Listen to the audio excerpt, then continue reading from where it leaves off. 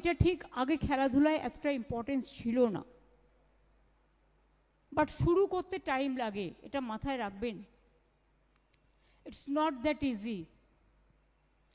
আমার মনে আছে আমি 91-এ যখন ইউথ অ্যান্ড স্পোর্টস মিনিস্টার হলাম, আমার হাত দিয়ে নাইমুদ্দিন দ্রোণাচার্য অ্যাওয়ার্ড পেয়েছিলেন।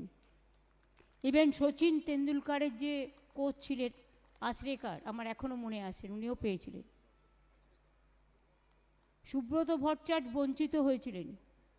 দাঁড়ান, আমার বলতে দেন, আমার মনে আছে। সুব্রত ভট্টাচার্য অর্জুন পুরস্কার আমার হাত দিয়ে পেয়েছিলেন। এবং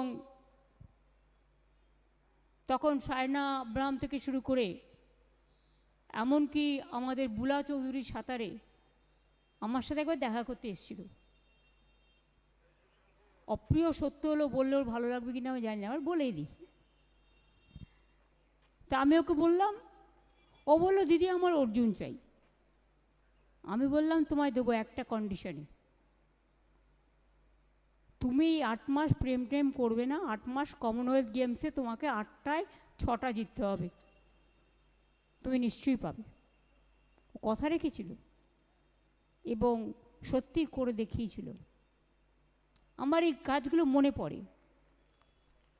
পিটি উষা একবার আমার কাছে এলো তখন, যাই হোক, ওকে দিয়েও আমি অনেক কাজ করিয়েছি, ওর নিজেরও একাডেমি আছে। সায়না আব্রাহাম একবার আমার কাছে এলো, বললো, আমি বললাম তোমার কী প্রবলেম? বললো আমার না বাড়িতে কেউ কাজের নেই, ভাইটা যদি একটা কাজ পেতো তাহলে আমি কনসেন্ট্রেশনটা ভালো করে করতে পারতাম। আমি কিন্তু পরের দিনই ওর ভাইকে চাকরি করে দিয়েছিলাম।